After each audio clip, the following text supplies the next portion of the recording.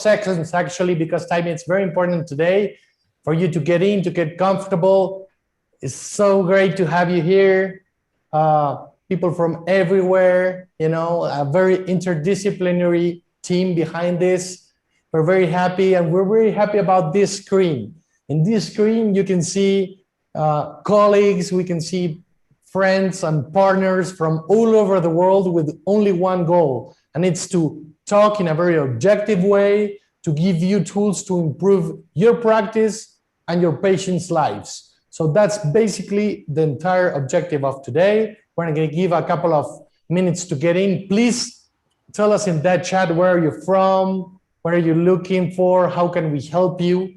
That will be great. Okay, so we're going to start right in time. We have an amazing panel of colleagues here. And as you can see in this screen, you know, we're going to talk about this idea we had for a long time, and it's called Your Patient's View. What is this? These are 4 webisodes connected between them with one objective, is to improve your practice, as I said before, and improve the quality of your patients. Who are we? Well, in Ophthalmo University and with many other organizations you're going to see in the future, we're a community, and with one goal. It's to give you tools, the best tools, so then you can decide objectively if they're good to you and to your practice. What's going to happen today? It's very structured and very fast and very dynamic. The first thing is going to be the 5-minute show, in where we're going to talk a little bit about this amazing community we have with us, the ambassadors, and what are the objectives for today. Then we're going to have the mask event. The mask event is something great because there's going to be a surgeon talking. You don't know, you will not know who he is until the end of the event. Then the academy. We have an amazing team behind this. We did a very interesting research to give you the best evidence available right now in the world.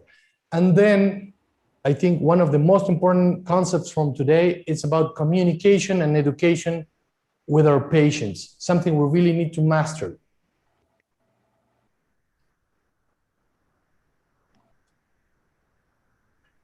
Okay, so let's start with the 5-minute show. In the 5-minute show, the important thing is the interdisciplinary team we have behind this. You are seeing me in the camera, but there is so many people behind this. It's academy, industry, branding, marketing people, technicians. We did even a little bit of coding in software. So it's going to be very, very interesting and very dynamic in a way to transfer you skills. In the scenes, and you will see them, we have an amazing translation team. And I'm going to take 1 second to name everybody because this is amazing. The possibility to have this event in 6 languages. Dr. Aymane Tarif helping us to translate in French, Dino Lagner in German, Andre Medeiros in Portuguese, Luz Marina Mello in Spanish, Chiara Angeli in Italian, and Tatiana Solovieva in Russian. Sorry about the accent too, you know, there is people from all over the world, so sometimes it's difficult to pronunciate correctly. And then we're going back to the same concept as before: community, cooperation, and the cognitive ability to make right decisions. As this phrase says it, this is one of the key concepts and what makes us human and the best race in this planet, okay? So we're gonna all the time go back to those cognitive abilities and the cooperation we can do between us to have a better practice. The other interesting concept in this 5-minute show is about the ambassadors. So what we have is the possibility to have one ambassador for every single country in Europe and connecting to each other, talking about what are their realities. That's very important for us, right? What is happening in Ukraine with the metro, what is happening in many other countries that we have ambassadors from. And this is one of the interesting parts from today. The first thing is we have also good friends for us that it's Bionico. We are a lot about teaching. We're all about teaching. So we're going to have this for you guys, okay? So we're going to have a 500 discount for you in which you're going to see about how you can only train, not only train basic skills, but also train new techniques like a Yamane technique or other skills like, posterior capsular break, for example. That's going to be great. And then for those who enter that code, they will have those discounts for this week. And then we're going to, in the last event, you're going to have access to those $500 worth in these things. The second organization that it's helping us a lot, and it's great, is our friends from Custom Surgical, like this. And this is one of my favorites. Why? Because with an amazing adaptator, you can then record your surgeries in 4K, but not only that, you can edit it in your phone, and you can use your phone as a platform to communicate with colleagues all around the world. So today, you have amazing things and amazing tools we did with a lot of effort to give you. Again, you have some discounts there with those codes. And in the last event, we're going to give one away for somebody around the world. Another thing, in those, sorry, but this is important. For those who take a picture of that QR code, we're doing a survey and we have amazing data. For example, we're going to discuss this with the panel today.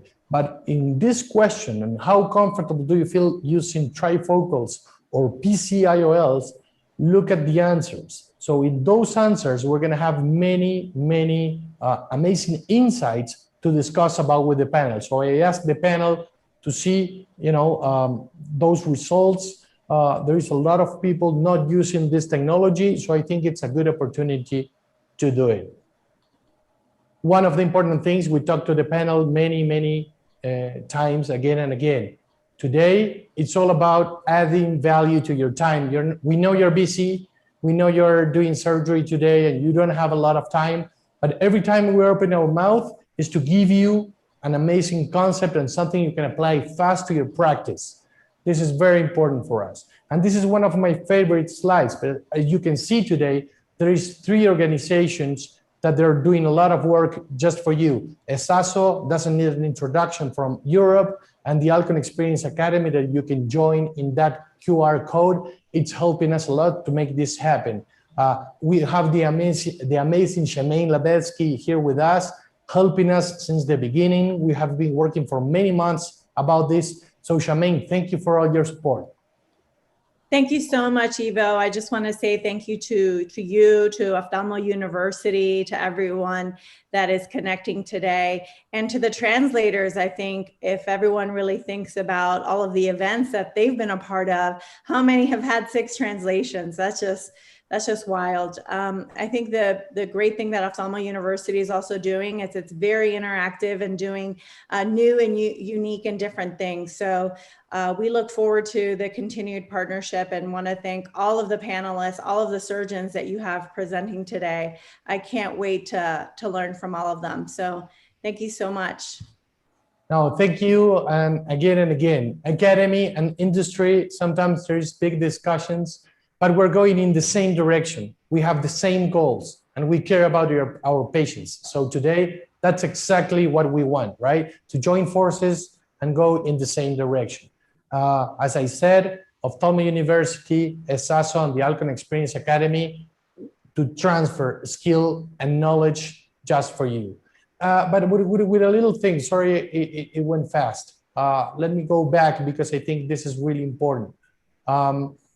Today, we want a different perspective. We're going to ask from the panel to have a new perspective, to have the perspective about that patient in the slit lamp watching at us, and what is he thinking, right? What is his experience? What is his journey? What is he thinking when we're saying IOL, surgery, fake emulsification? Are we communicating correctly? Are we giving them the best option, right? That's going to be very important in the entire day. And again, we're going to talk a lot about tools. We're going to talk a lot about technology. And as Tim Grover said, he was the trainer of Michael Jordan, and probably, the reason because of why Michael Jordan was Michael Jordan, he will say that you are as good as the tools you have chosen and the ability to use maybe their maximum potential. What a great quote, okay, guys? And today, we're gonna talk about these two tools. These two tools that you see in our amazing simulated operating room is a panoptic storic and a VVT IOL. So are these tools that we can use no matter which practice do we have to give our patients the best? That's basically the most important discussion, most focus in the pre-operative. As I told you, there are 4 webisodes. We already have number 1. There was the 4th of March. We are here number 2, and we're waiting for you for number 2 and number 3 and number 4.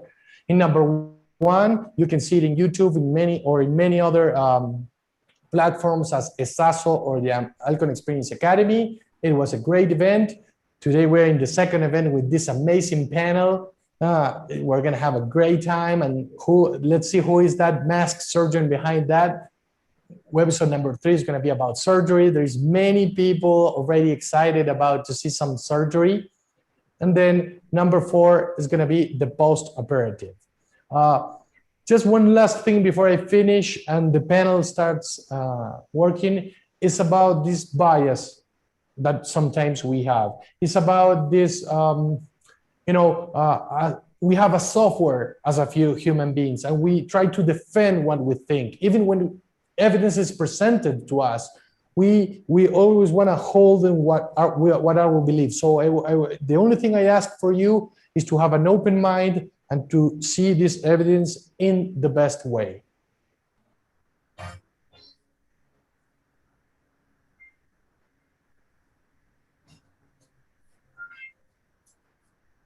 Okay, this is going fast, and we are starting the second event. We're gonna have a masked surgeon. Let's see if he's ready, and we have some slides for him. If you can, well, at least maybe the accent, maybe where is he from, what is he talking about? We're gonna have some fun, and let's see if you can guess who he is. Hello, everyone. I have changed my accent, so I don't really know who I am. Maybe from India, Mumbai, talking now very late here in Mumbai. Oh, I shouldn't have said I'm from India, because now I give you a very good clue. The other accent I can do very well is a French accent. I will try to keep that one now. So the French accent is my best one, and to not give you any other idea, I will change. So thank you for inviting me. And I will start to recall you that for those of you who are not familiar to multifocal IOLs, the most popular ones now in Europe at least are the trifocal and followed by EDOF. And the share of trifocal IOL is increasing. The second, again, share is EDOF lenses, and this is probably here to stay. This was the trend in 16 and 17, but on the next slide, you can have another poll which showed that it was even now almost like 75% for trifocal and EDOF among premium IOLs. Next slide.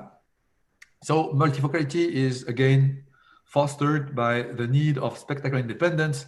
And in my clinic, in my country, which is not to be told tonight, at least for now, most people come now not to see better, but to see without spectacles. And so my cataract consultation is more or less the same as the refractive surgery consultation. Next slide. And again, depending on the area of spectacle independence that the patient is seeking for, you have the choice of favorizing distance and intermediate, or the 3 distances. And for that, you must use multifocal IOLs such as the trifocal one. Next slide.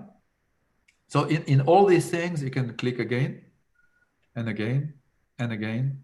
Okay, so the idea is that you find the best compromise for vision, and the retinal image must be as sharp as possible, and that's what's provided by most modern lenses today. Next slide. Of course, there's a risk of little halo, but we'll see how to cover this. So if you're not familiar again with multifocality and believe that the eye you are handling with are usually monofocal. It's wrong because this is like a map with the OPD scan called the Vergence or OPD map. And a normal eye, perfect hemetropic, is not perfectly hemetropic. As you can say, there are subtle fluctuations which echo the higher order aberration concept. But this is a small level of multifocality, which probably does not bring the patient to see clearly without spectacles if he's presbyopic, for example. Next slide. And this is a natural hemetropia. And I would like to draw your attention to this case of an eye which is myopic and hemetropic because of nuclear sclerosis. But that's typically a case where patient may be disappointed after the surgery if you implant a monofocal IOL, because this patient is probably reading not so, with not much difficulty, maybe Jaeger 3 uncorrected. And of course, he has haze, maybe he has glare, his vision is diminished, but spectacle independence may be higher. So this is a perfect case to propose a multifocal IOL, because the job will be to keep multifocality that was provided by the nuclear sclerosis, but with clarity, contrast, restoration, and good color balance. Next slide. And again, when we do refractive surgery at the corneal plane with presby LASIK, multifocal aspheric ablation, we try also to induce multifocality. So multifocality is a good thing in patients who are good candidates, and those who have nuclear cataract usually have a high level of multifocality that their brain has been accustomed to. Next slide. So I don't like wavefront science at all. It's not really something I'm really familiar with. But what I understood about this is that hemetropic eyes have flat wavefront when they are measured outside the eye, and myopic eyes have concave, convex wavefront because of those concepts of optics, which says that when you're myopic, your eyes is conjugated with the punctum remotum at finite distance. So on the next slide, what is not surprising is that you can alter the wavefront shape to increase multifocality and provide at the same time a little bit of myopia for the near, a little bit of distance vision, which is the flat area of the wavefront, to provide the distance. And the combination of the two may result in a increase in the depth of focus. And we manipulate Z40 with custom ablation. What's possible now is probably also to induce wavefront changes that you can see as a new technology on the website, provided now on the next slide by a, so this is spherical aberration, yes. And now there's a new concept called X-wave technology, which is again a change in the wavefront shape, which is a bit like me, a bit mysterious until today, but probably in clinical studies shown efficient to increase the depth of focus and minimizing unwanted optical phenomena such as glare, halos, etc. So it's like stretching the distance range. The other technology, which is more familiar, yet difficult to grasp sometimes, is diffractive technology. Next slide. So it's the combination of monofocal optics and diffractive optics. This is an example here, the panoptics lens, which is a quadrifocal made trifocal. So it's playing with different steps in terms of width, so that the power of the IOL is modulated between +2 and +3 for the addition. And this is in addition to the carrier optic. This is here an MTF curve. You can see the defocus curve showing you that with this lens, you have 3 peaks. But what's interesting is the effect of the pupil diameter. And you see that for small pupil diameters, you have a very broad depth of focus with these lenses, because the peaks are merging. This is the effect of a little bit of the pinhole of the pupil. Next slide. So the most important part is not the IOL. In fact, it's choosing the right patient. And if you are just not so familiar in your indication, the best candidates are those with bilateral pronounced cataract, especially the nuclear ones or the one with a lot of diffraction scatter. Of course, the eye must be healthy, and you have to make sure of that. Of course, again, patient must ask you for spectacular independence. The more they want this, the more they are inclined to accept some compromise sometimes, but they don't really also have to claim unreasonable expectations. So you have to really explain to them what you can do with multifocal ablation, multifocal lenses, for example. You can tell the patient you will be able to read with sufficient illumination, but these lenses are not making you able to read in the dark. It's not going to be making you able to read through spectacles like I have on my eyes now, which is making me very struggling with my screen to read. The nuclear cataract, as I said, are nice because they induce already some multifocality, and the patients sometimes are again able to read without spectacles, and they want to keep that. And of course, the job, the psychological, and the medical conditions must be evaluated. But again, a patient with a vision which is affected by the cataract and a patient who wants multifocality is a very good candidate for multifocal implantation. Next slide.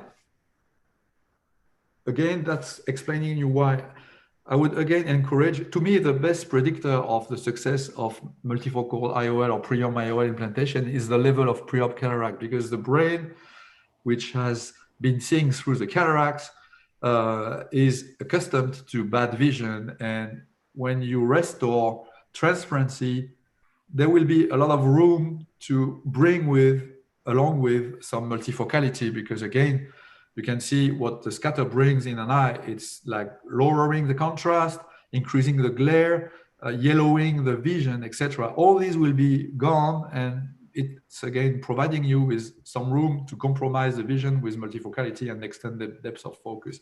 Next slide.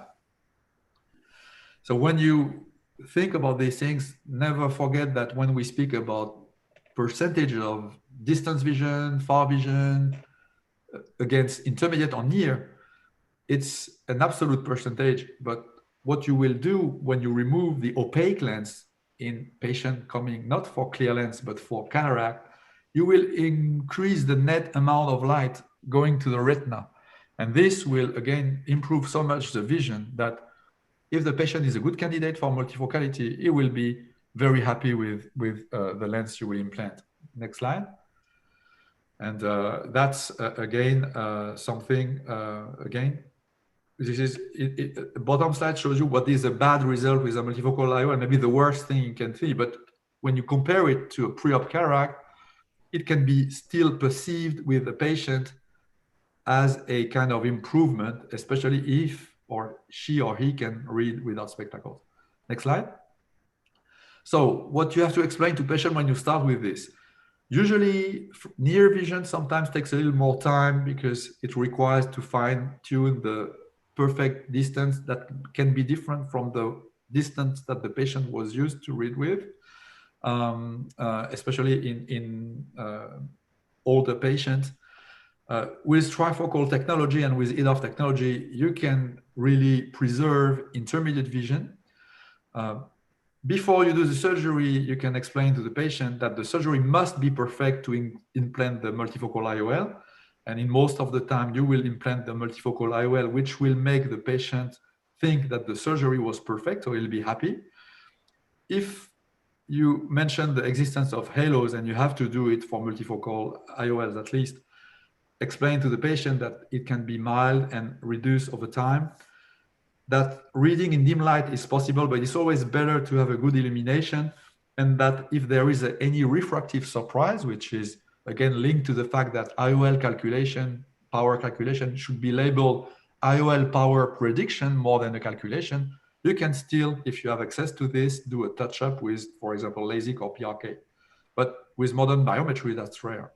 And this brings me to the finished slides. So that's the best candidates listed there. Hyperopics, presbyopic, people who didn't really like contact lens wear because they cannot really have this on their eyes. etc., etc. The poor candidates are those who are too much demanding. Low myopes, you should be cautious with them because they are used to excellent near vision and corrected in excellent distance with their contact lenses. So especially for clear lens extraction, I would recommend, if you are a beginner, not to use those kind of technologies with those low myopes, -2, -3 patients. Maybe monovision is the best approach with them. And irregular astigmatism. And this is really the question I usually have. Not me, but someone I know very well, when he's presenting and people ask him, what is the threshold of high order aberration that you can manage with multifocal IOL implantation? And next slide. So I will show you something which I like. It's not wavefront, but it's speaking a lot. This is the Holiday report. This is obviously a cornea on the right for which you should not consider a multifocal or even maybe a need-off lens. And the reason for that is if you see the histogram on the left, you see that there are powers ranging from 44 to 50 with a peak around 48, but the peak again is surrounded by a big tail on each side. And that's showing you that the cornea is already very multifocal. And for this reason, biometry will not be accurate. Vision is already compromised by multifocality. So obviously, this is the best eye for monofocal or maybe pinhole to reduce the pinhole IOLs, such as some on the market, but not multifocal IOL. Next slide. On the other hand, this is an eye that had PRK in the past. And despite the fact that this eye had PRK, you can use maybe a toric multifocal lens, because here there is a sharp peak of powers and the variation is mostly narrow and due to the astigmatism, regular astigmatism for the most. Next slide. Another example here, a nuclear cataract, a patient that had a LASIK for myopia with a little maybe inferior decentration that you can see on the OPD scan here. Next slide. Can you do this with a multifocal IOL? I use this Holiday report, and again, it's a broad spread of powers that probably suggest that maybe not, or maybe a need-off lens in this case could work well. It would cover maybe any refractive surprise and be welcome in such eye. Next slide. For IOL power calculation, I like this slide. It explains the origin of the old SRK formula that you should not use, but it is a kind of regression formula. And it shows you that most eyes are probably predicted by a simple linear relation. Of course, today with artificial intelligence, next slide, we can do much better. And you can see all these formulas now that are more and more complex, but they all aim at improving the prediction of the effective lens position. And recently, among those, like the Kane formula, the Hill RBF, we have also contributed to a new formula, which is called PER DGS. DG, nothing to do with any initials, of course. Next slide. And this is a formula which you can find on the internet. There is a paper in press in AGO, in revision in AGO about this. And we use AI routine to improve and thick lens concepts. So formulas are helping you now, even in complex eyes, atypical eye, to improve your calculations for those eyes. Next slide. If there is one. So this was a result. Of course, I selected the formula which ranked, the paper where we ranked first. Next slide. And in conclusion, I think, as you can see, if you do cataract surgery and want to increase your recruitments, your word of mouth, you must really, I think, have in your armamentarium multifocal IOLs, EDOF IOLs, all these new premiums IOL. And depending on the indications, select your patient, those who are well suited for multifocals, those who are probably more for EDOF, etc. But this is a practice which is very interesting. It's stimulating for the brain, for you. You are obliged to pay attention to details, and eventually it makes you a better surgeon. Thank you very much for your attention. No, thank you. Thank you. Thanks to that mask surgeon, I think he did a great job. Actually, you know, somebody talked about the accent, and others talk about that formula. You know, I can get back to my natural accent is much better now. Because here it's very late and I'm tired because my time zone is the middle of the night. He did a great job, and now he's switching countries. But I think a lot of people have a clue of who he is. He talked about everything. He talked about from the optics until how you talk to the patients, how you select the patients, and how you calculate the IOL. We're going to talk a lot about that during the entire episode. But now let's talk about the panel as well. And we have Ramsa Dimitri, for example, here with us. Ramsa, thank you for being with us. The mask surgeon talked about many things. What could you talk about that preoperative, not only assessment, but communication with your patients in your clinic, in this amazing clinic? Good evening or good morning or whatever. It's an evening here in Greece. I'm honored to be amongst all these colleagues. Well, the most important thing when you talk to a patient, for me, is to communicate and to explain exactly what a lens would bring, what results they would expect. And all of the patients want an improvement in their quality of life. And therefore, you shouldn't be biased, but by what they ask. They all ask to have the perfect outcome, and that's what the surgeon wants too.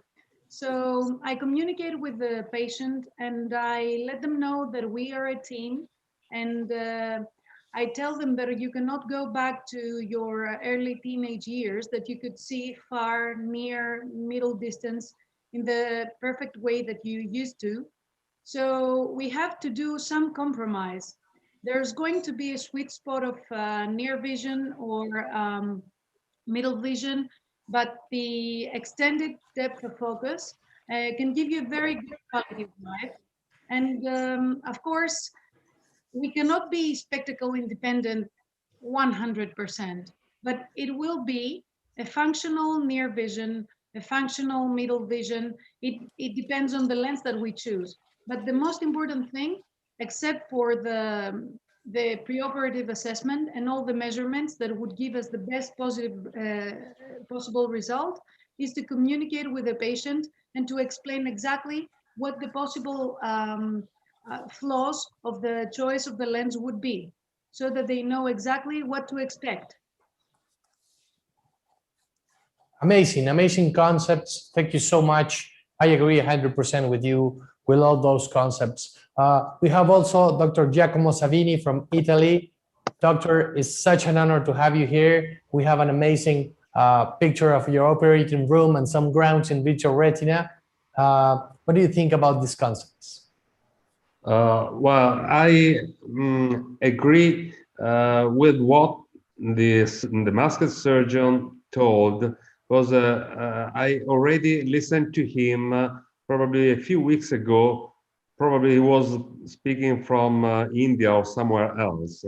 And I remember a sentence that he told, and which I share 100%. When we have to select between trifocal and EDOF IOLs, and especially if I have more experience with the Panoptix and VVT, and when the Panoptix and when the VVT 1 year ago or something more was presented, I was quite skeptic because I really loved the Panoptix and the trifocal. I also had some experience with the fine vision, and I said, why should the manufacturer offer an EDOF that does not allow the patient to see for near and just to concentrate on far and intermediate vision, while with the Panoptix, I feel so confident that the outcomes are excellent at all distances. Of course, you need to be lucky with IOL power calculation, and I'm talking about being lucky because there's always a 10% of eyes where the prediction error is over half a diopter, and for those you need to to have a LASIK touch-up. But then, as my experience evolved with the Vivity, I realized that there is really space for both of them. And the masked surgeon a few weeks ago told that he prefers to use the trifocal for patients that have a real cataract, so that they are not disappointed if some halos or some visual disturbances come from the trifocal optic, because they are already used to a poor quality of vision, while EDOF IOLs like the VVT may be more suitable for patients with clear lens extraction and that are not used to a bad quality of vision. And this is something that I've been thinking about for 1 year, and I'm glad that we think the same way. And even if I used trifocal lenses in 50 years old men and women before, now I changed my algorithm, and I think that with clear lens extraction, EDOF are better and trifocal are better for older patients, even because younger ones are more used to stay at the computer and need more intermediate vision. Older patients maybe prefer books, newspapers, and so they need near vision. Very good concepts too. Oh man, this discussion, it's so important. We're taking so many good tips. We have Dr. Armen Ginoyan here in his consult in Russia. Thank you, doctor, for being here with us. I really love this picture about how you're communicating with a patient, you know, and she's so into what are you talking about, and she's, you know, I think she cares about her vision. Tell us a little bit more about you and how you deal with these patients in the preoperative. I believe that, first of all, thank you for having me here, all organizer, and personally, Ivo, thank you. Such a nice event, an important, very important topic, because our results mostly depend how well we do our preoperative job. I think I am a little bit biased towards trifocal lenses. As Dr. Giacomo said, he used to be. And I'm very happy with modern trifocals, especially with newer ones, where intermediate focus is moved closer to an eye, and with the near focus, they partly overlap, thus providing a good range of near vision, which I think is very important, because near vision, we need to have a good near vision. The dream is to cover a range from, say, 25 centimeters, which is a smartphone, and up to 65 centimeters, which is desktop distance. And maybe because in my country, VVD is not available yet, and because of my experience is not that much to have a proper way to compare them. But I personally, I'd like more trifocal concepts. And that's my bias, and maybe I should fight with that bias as you use. No, but yeah, but very interesting. I like it. I like it. And you're talking about your bias, but you're telling us why. And I think it's very, very powerful for other colleagues around. Thank you so much for that concept. We're going to go fast to the other event.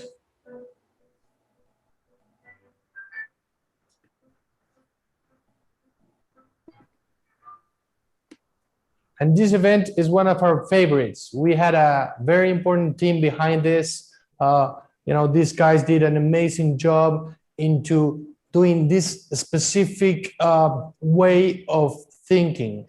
So I'm not going to go step by step. What I want to tell you is that we did a lot of research in a very specific and structured way to give you the best evidence available right now. And here we have Jason Peñacock here with us, an amazing colleague who's gonna, talk with the panel and tell us more about evidence. Jason. Hi, Ivo. Hi, everyone. I hope you guys can see my screen well. So we're gonna go fast today, and that means that I'm gonna have to change a little bit of how I was planning to ask these questions. First, just let me mention what we did quickly. We had a PICO strategy. This strategy included IO calculations, IO power prediction, and also some of the different technologies that we had available. We're asking 4 questions. The first question is about patient selection. The second question about the functional classification of multifocal IOLs, trifocal and X-wave technology, and IO power calculation. Okay, so what we did this time is that we actually identified over 1,300 papers for this review, and using in artificial intelligence, we used the technology to just select what the best papers were, so we could just bring a small concept of what we wanted to tell you for each of these questions.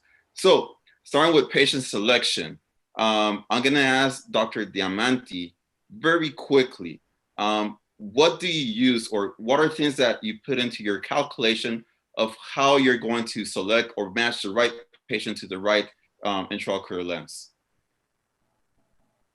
How I put the algorithm? It could be the algorithm or some of the characteristics that you use to select patients. Well, I choose the patients for multifocal. Actually, multifocal lenses are the more difficult for the patient. For some patients, I would say that I don't like the type 8 personalities. So the people that are more anxious, more stressed, they're expecting more, like low myopes. I wouldn't choose a multifocal easily. I would rather go for a EDOF lens, which is better in intermediate and long distance, and it gives a functional near distance. So sorry to interrupt, but what I'm hearing here is that you not only use objective things like the biometry, but you also look at subjective things about like what the patient does, what they like, exactly. What their lifestyle is, and that's how you choose it, right? Their life, what their hobbies are, what their profession is, if they are night drivers or whatever they want. And I look at their eyes as the anatomy of the eye. If they are high myopes or high hyperopes, and I choose the lens putting many things in my in this decision. So I don't, not everything is for everyone, and not everyone is for a multifocal or an EDOF lens. Fantastic. And I don't know if I covered what you asked, actually. You did. I do want to bring in Dr. Danson from Denmark as well for this question.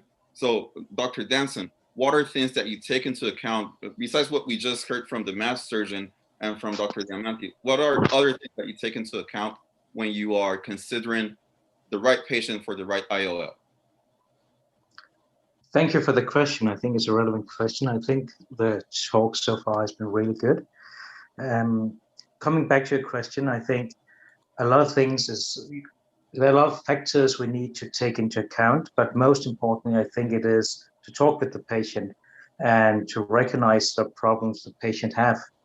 And also, I think it's very important to acknowledge that some patients are not suitable for trifocals. They may have too many high criteria for how the outcome should be, or they may be engineers looking into all kind of details that may not be nice. So I think there's also an in-person perspective of evaluating the patient itself, the psychology or the personality of the patient. Okay.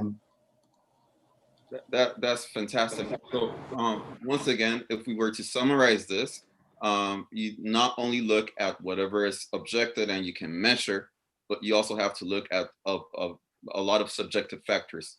Exactly. So our next question has to do with how can we better understand what the differences are in the newer technology and the newer IOLs? How do we classify them correctly? And for this, I'd like to ask a slightly different question, and I'm gonna start with you, Dr. Damson, and then I'm going to go to somebody else. But the question is, if you were to suggest an IOL for, let's say, a junior surgeon, someone that is just getting started and wants to make sure that they have a good result, which would be the first IOL that you would suggest to that person? What platform should I start on if I'm getting started in this field? Yeah, are we talking about premium IOLs still? Yes. So let's say I have a patient, I need to correct for presbyopia. I want to make sure that they have a wonderful result. They're happy with me. They bring back with their family, but I'm not very experienced. So what's the first one for me? I think that's a brilliant question. In my opinion, I think there are a lot of good options available, especially in Europe. You know, we don't need FDA approval. We just need the CE mark. There are a lot of brands producing good multifocal IOLs. Alcon's Panoptic's a good option. EVI, Fine Vision is good. You know, so I think there's several good IOLs out there. I would not say that you should use one IOL more than another one. I think more it's about the patient and what the patient needs.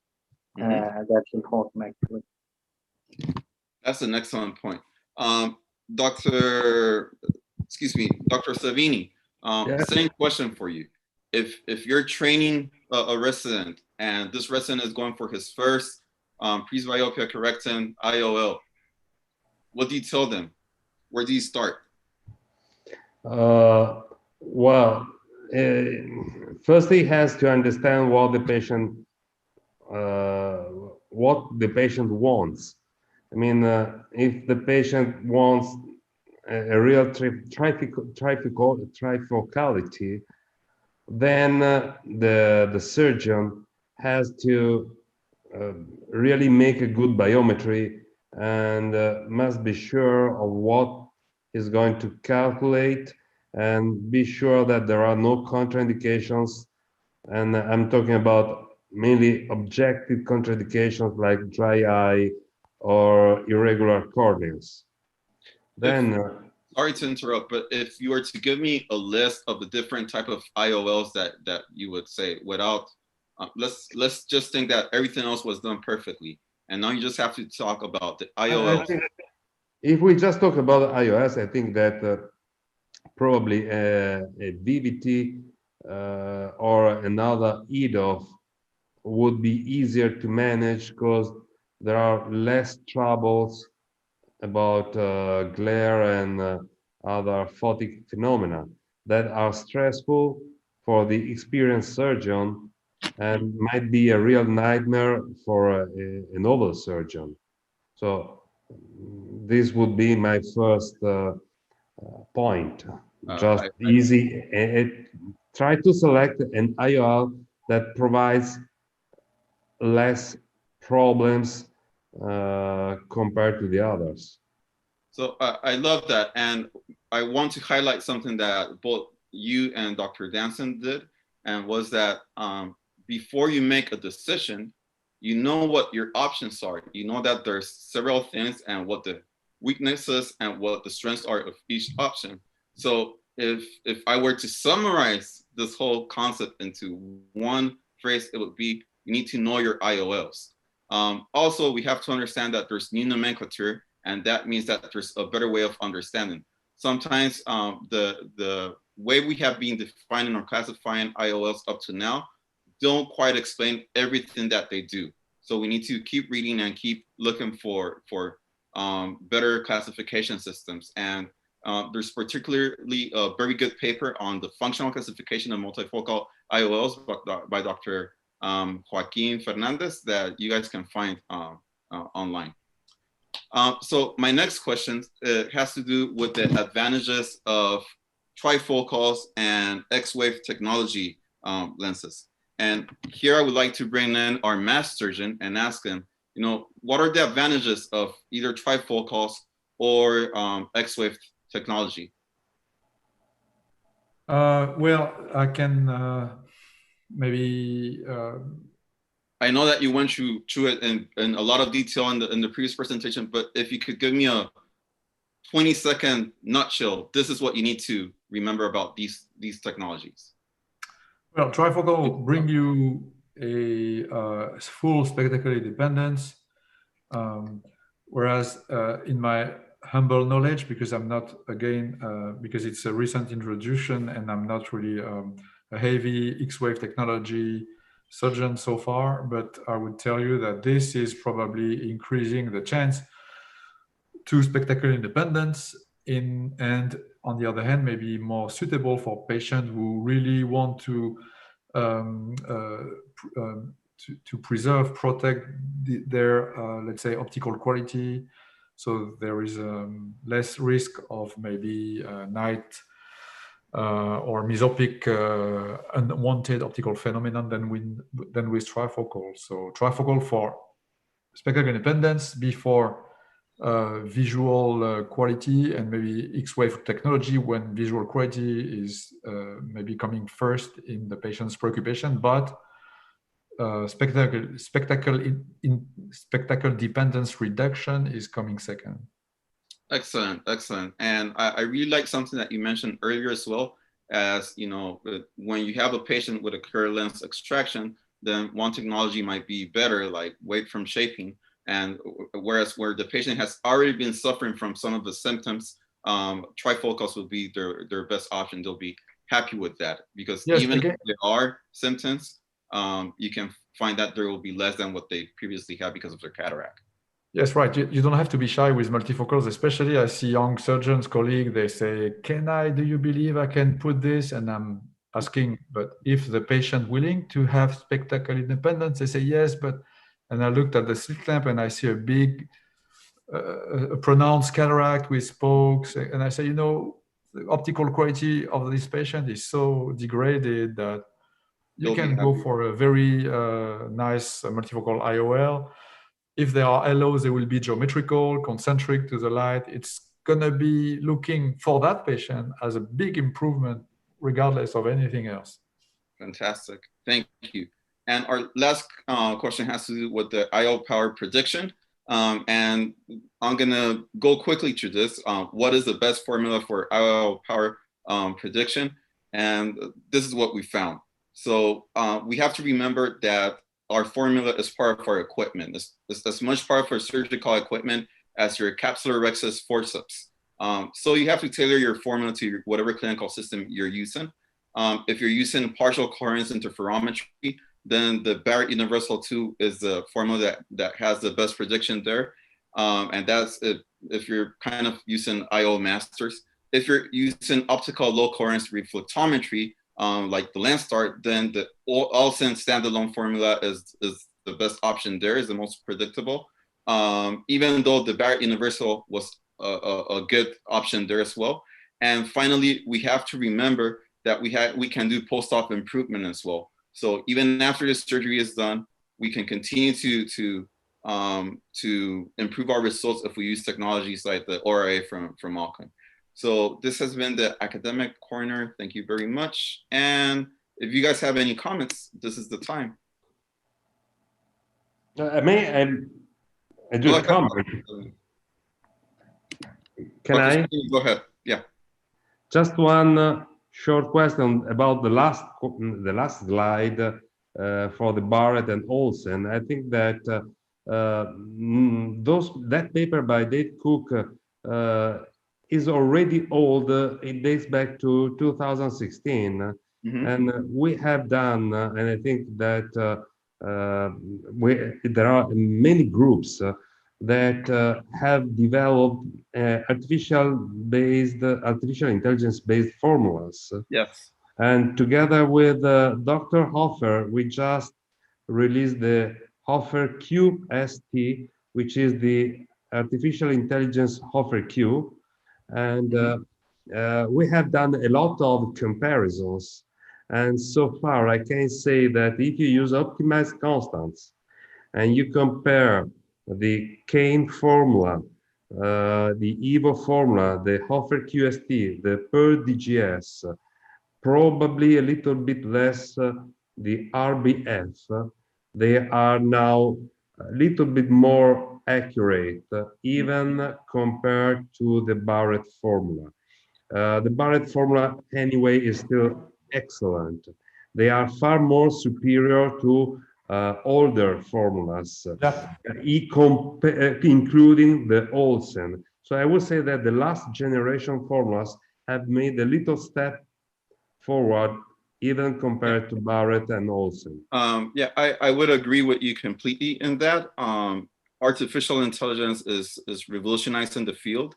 However, in looking at something that is more attainable and accessible to most of our audience, we would still recommend to go with the Barrett, unless you have access to something like what you're talking about. Yeah, but they are all available for free on the web. I mean, they are not available on the optical biometers. This is the problem. So you have to go to the web, make a calculation, and this is uncomfortable. On the other hand, they are all available for free. In most cases, the constants are already optimized on the website for the most commonly used IR models. And I think that in a very few years, this will be the gold standard. Can I make a comment? Yes. Yeah, go ahead. So far, having tried both trifocals and EDOF lenses, I was using sometimes the mix and match strategy. So actually, I don't have a big experience from DVD because I just implanted on Monday the first in Athens, in Greece. So what would you say about the mix and match strategy? Implanting the VVD in the dominant eye and panoptics in the non-dominant eye, so that you give the long distance and intermediate distance for the dominant eye, and you give the long distance, which is okay, you give the intermediate and near distance for the non-dominant. That's a fantastic question. Would anyone And like to... I have a question for a panel. If you have to choose an IOL for your own eye, each one, please answer. Which IOL would you choose, EDOF or trifocal? So that's a good question.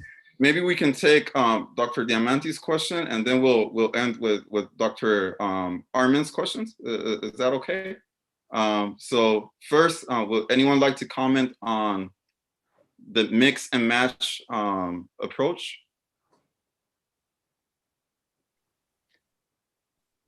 Sometimes it's a type of mix and match. In my practice, I had cases when I have to combine monofocal with a trifocal in some cases. And if your approach is careful, if you consider everything, if a patient understands, you could have quite good results. But only in that case. Of course, if there are no contraindications, bilateral trifocals are my preferred approach. Thank you. Let's go fast then to the third event. The third segment is going to be very important. And there's many panelists that are talking about exactly this. Okay. We wanted to have a special place for how to communicate and how to educate our patients. Remember that in the beginning we said that this is the patient view, the patient perspective. So here we have Pedro Goncalves here with us with an amazing background that I think he can give us a very interesting point of view on how we can communicate and educate our patients better. Pedro, thank you for being here with us. Thank you, everybody, for the invitation. It's really a pleasure, and I'm honored to be among so many knowledgeable people. So, hello, everybody. I'm talking from rainy Switzerland tonight. So, good evening, good morning, good afternoon. It's quite an international crowd out there. I'm the new responsible for practice development and performance at Alcon. And tonight, I'm here to talk to you about what some perceive that it could be the future, but it's already the present. And I'm very, very happy to have actually heard highlighting communication as such an important factor, and not so much sometimes the clinical side, but the communication and the expectations of the patient to be highlighted to such this level. So the success of a practice can be measured in many, many ways. But there are some key ones, like internal and external communications among the team and with the patients. So how do we communicate better in between all these stakeholders? This is key. There are several ways. One of the ways that I find that is the most effective way, it's what we call a CRM. So it's a customer relationship management. And I do know that among us practitioners and on the medical side, it's always hard that we call somehow customers to our patients, but it's the true name of what we will be using. So how can these new systems, new digital ways can impact your practice? I think ophthalmology is probably one of those specialities that uses more technology. And even though when we actually have the communication with the patients, we still do it in a very old-fashioned or very traditional and conservative way. I think it's about time that we raise a little bit the barrier and we actually raise the standards in how we will do this. So having an organized CRM, it's key. Because why? Better relationships will translate ultimately into higher patient satisfaction. So actually knowing your patients and having all the data from the patients in the same place, it's key because it makes it simpler, it makes it easier, it's not so cumbersome, and at the same time is just a basic lean workflow. Segmenting them correctly. It will be great if we actually can pick up always the perfect patient. We talked already so much here about typology of the types of patients that people like to treat, the ones that they would like to somehow have in their practice in order to start applying these new advanced technologies. Sometimes even just to address them on a new marketing campaign. So what if you don't segment them really well, because most of the people don't know how to do these? What if your campaigns are addressing actually the wrong patient group? Cannot these actually affect dramatically your potential to generate a referral base? Then we also have in these CRM systems the possibility of retaining better our patients. So we all know that keeping an existing patient happy, it's 6 or 7 times cheaper than getting a new one. And we know that into these new advanced technologies, we also have other barriers. So the communication with the patient, it should not be a barrier. It should be clear and it should be very transparent. We also should be proactive, and this system does make us proactive because it's very simple. From the moment that the patient actually contacts us, and it could be somebody that never show up into our clinic, either because he didn't like the first impression or because something happened and then he postponed a little bit his decision. If this is on your system, it's very easy for the team to follow it up. It's also very simple to follow it up. People that have already been in your consultation, people that have dormant treatment plans that they have never committed themselves to actually to do the treatment, and we actually completely lost them in the files. We don't know exactly at which stage they are or why they never came back. So these would also be something that it's really good. What about if the patient journey that you mapped out for your patients is not being followed through, that people that have been contacted the previous day by the previous receptionist is contacted again the following day because she didn't knew exactly that the previous day she was contacted by somebody else. So you get the feeling of the mismanagement and the non-professionalism that these could all raise. We know that we are in a phase in our lives that communication is key, and we have so many ways of communicating, and which is actually sometimes very confusing. And we want to do it better and better and faster and faster. So actually having a CRM system is basically saving you and your patient's time, which is the main purpose of it. It has a lot of tools that can be customizable and ready to use templates in order to optimize these and to be all registered in the same place for whoever is using the system. The people will always come back and know exactly what has been said already previously. And all of these taking in account whenever we are using a lot of communication and communication channels. We have social medias, we have the websites, we have even sometimes some practices are using WeChat in Asia. Some of them are using WhatsApp. All of these is very important that they follow a data privacy. Because the main benefit of these CRMs is that you save a lot of time and effort because they are already GDPR regulated and compliant. And these you need to be really careful. A lot of people tend to go more on the wild side at the moment on communicating with their patients. But we shouldn't forget that data privacy is something that it's very key. All in all, it will increase your efficiency, it will reduce your chair time, and it will increase ultimately your patient satisfaction, which is what it's going to drive your business and your practice forward. Of course, when it comes to these, we need tools. So the customer relationship management is a massive tool that has sub-tools included. And it's on these sub-tools that we can actually know what we are going to do, how we can map out all the journey, how we know what to do next. So this is also very important. So I always like to give the example that even though you may have the most amazing clinic, but if you don't communicate well with your patients in the right way, you won't be able to treat the amount of them according to the profile of your clinic and mainly your wishes. That's why building good relationship with them is the #1 priority. And we always should focus on these. For me, I always put the patients in the top of the pyramid. This is the reason why we exist. It's to treat them right. It's to give them the best outcomes in a realistic and in a transparent way. So how can we do this? How can we actually address all of these kinds of things if we don't have the correct data, if we don't have the reports, or if we don't know how to analyze all the data that we have? Because data is what we have the most today. And it's so much that it's so difficult to analyze. So data is a necessary part of every business. And yes, all our practices are businesses. It's the bread and butter. And it's available, these data, from a very number of resources. Everybody's using to a certain extent social media. They are using to a certain extent, probably not the leading part on the surgeon side, but somebody in the team is using Google Analytics to measure a little bit the performance of the website and if the messaging on the website is being somehow well perceived and if people are actually reading it.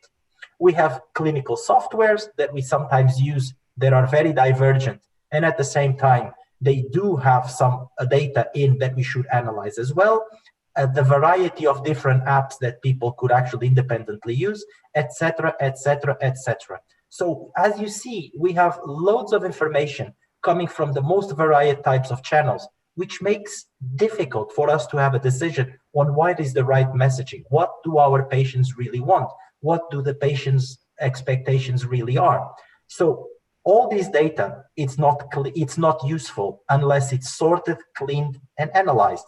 And again, the CRM system really guides you into these. It really allows for people that have a little bit more of an advanced structure and for the ones that have a less advanced structure, because sometimes there are clinics that have already a whole marketing team. Sometimes there are people that have only one person responsible for several key areas like marketing, sales, customer service, all of that. But if you have all these reportings, if you have the right data, you can allocate the right activities. Because most of the people tend to think that marketing and sales is exactly the same thing, which is completely wrong. So marketing actually addresses when the patient is coming to the office, so on this pre-op stage, while the sales or the treatment of the patient is addressed at a different stage. And this is very mixed up. And normally these teams don't know exactly at which point the patient is or what was the message that has actually brought the patient into the practice. So these will all lead to a better overall customer service and the generation of the most powerful patient acquisition tool that I have heard it already here tonight and made me very happy, which is the word of mouth. If we automate whom and when should receive that specific information for an optimal efficiency, automation will release valuable time of your team to focusing on adding other value activities to your patients. So actually, a human being contacting with another human being and not doing the work of a machine, which is more prone to failures. It also allows you to be proactive on the customer journey, on the patient journey, how you prefer to call it. Because at this stage, you know with a system like this, at which stage a patient is on his journey on your clinic. And it actually, you can proactively make his life easier by addressing specific needs he may have at that specific time, by introducing pre-education packages before he even gets into the practice, by actually asking the right questions when he gets into your practice. If you don't need to go in a broader way and educate from A to Z a patient, this makes your life much easier. And ultimately, it will bring a simplified collaboration. It serves as a record of all the conversations, interactions, needs, notes, and the contact information. And on top of it, if it's cloud-based, it's always up to date. And your collaborators can easily look at its records and make clear decisions according to the patient journey.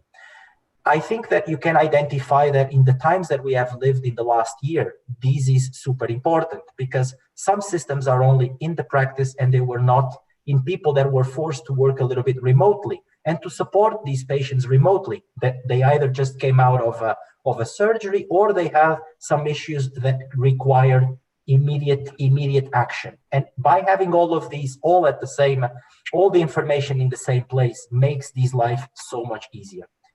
On top of it, we have what it's called patient-reported outcomes, because we only know what needs to be changed when we recognize what is wrong. But we never know exactly what the patient's opinion is about their outcomes, their expectations. We think sometimes we know, but sometimes we don't. And we'll be talking now about what the patient really think about their outcomes. It can be used in a pre-op situation where you add it to your lifestyle questionnaire, or even completely replacing it. You can use it to measure how you did and your collaborators perform. If everyone is doing the exact same procedures the same way, is someone on the team getting better outcomes than others in bigger teams with multiple surgeons involved? Allows for scaling the benefits of what somebody is doing better because his patients are talking that they have better outcomes with a specific technique. And at the same time, addresses also some drawbacks that maybe are not perceived in the overall of the organization.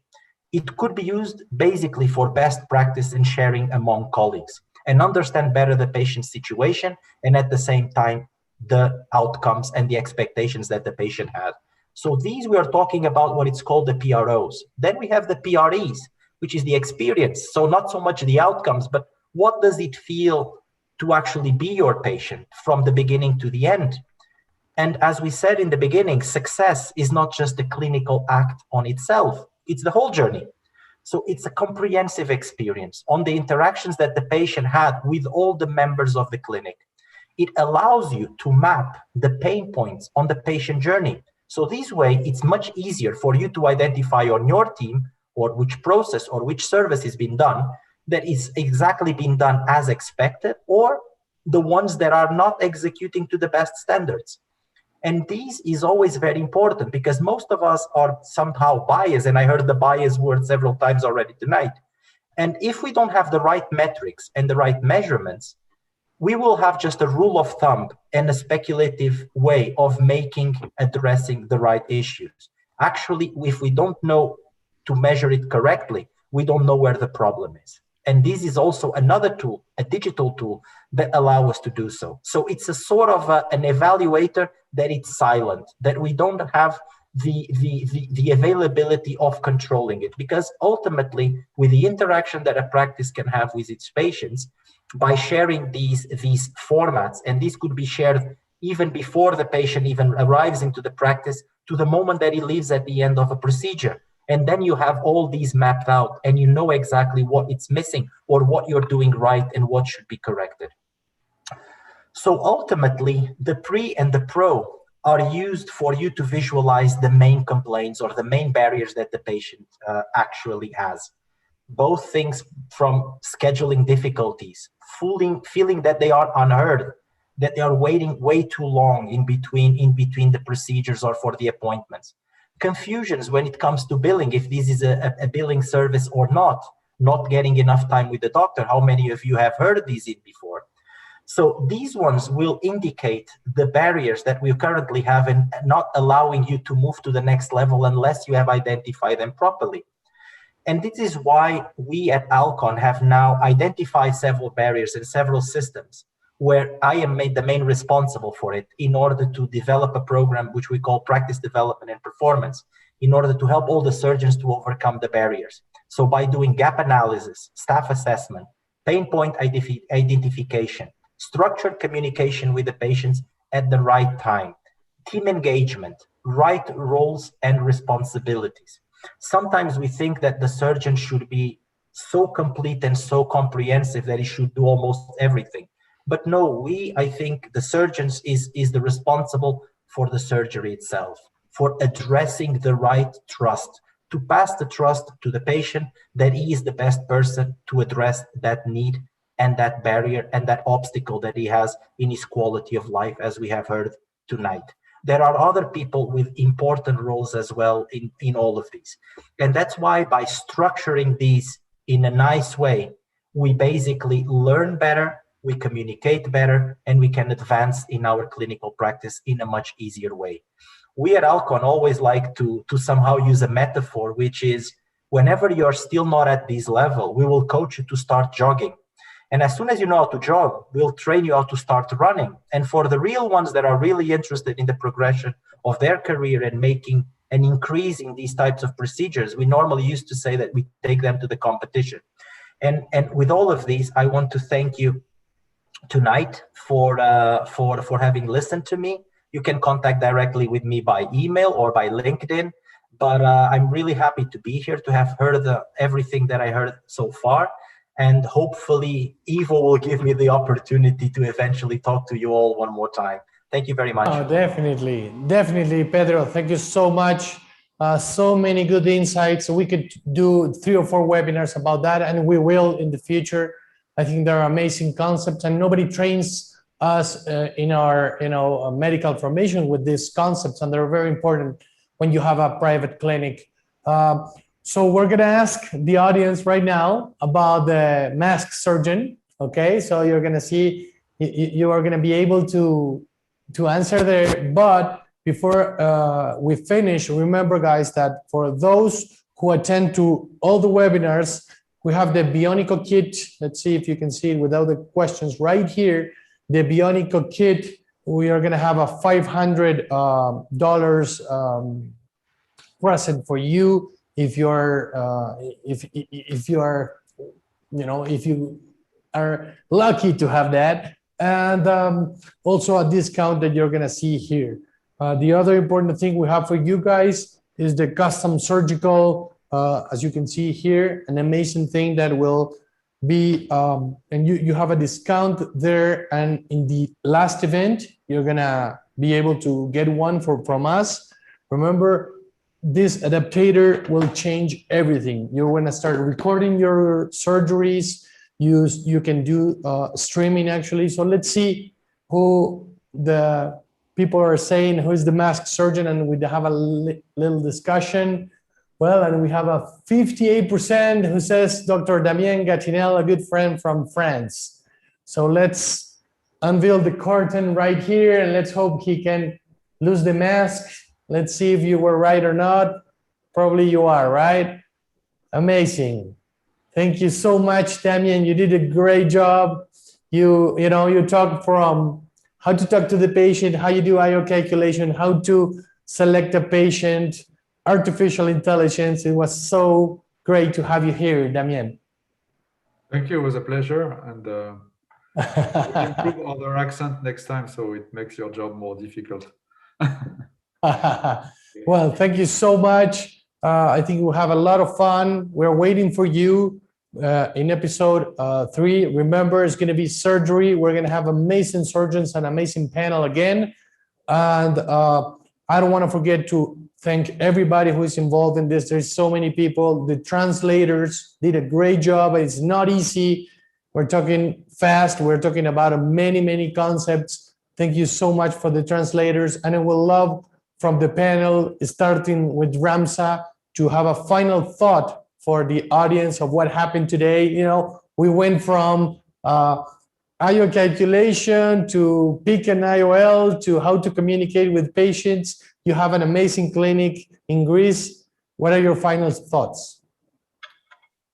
My final thoughts is that I am very happy that I finally have Vivid in my hands, because I was expecting for it for a very long time, and I was pushing the Alcon guys in Greece, and I was saying, when is it going to come? Now I'm waiting for the Vivid toric lens.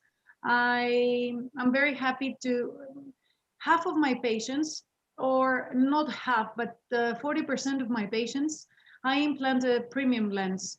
So I do have, and the others would like a premium lens, but they don't have the money in their pocket, because it's a difficult circumstance now with all the COVID thing.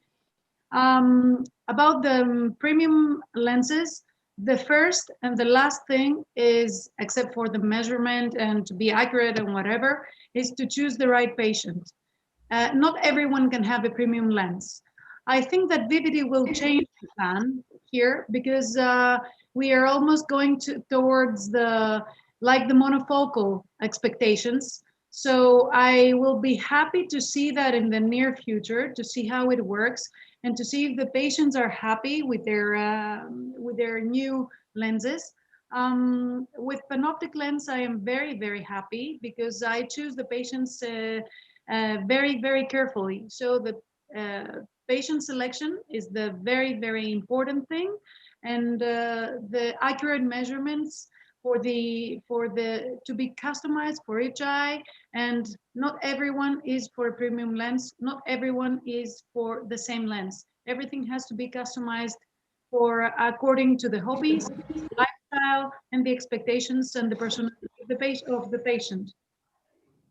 Thank you very much. Dr. Armen Guinoyan, it was such an honor to have you here. We have a big crowd from Russia here.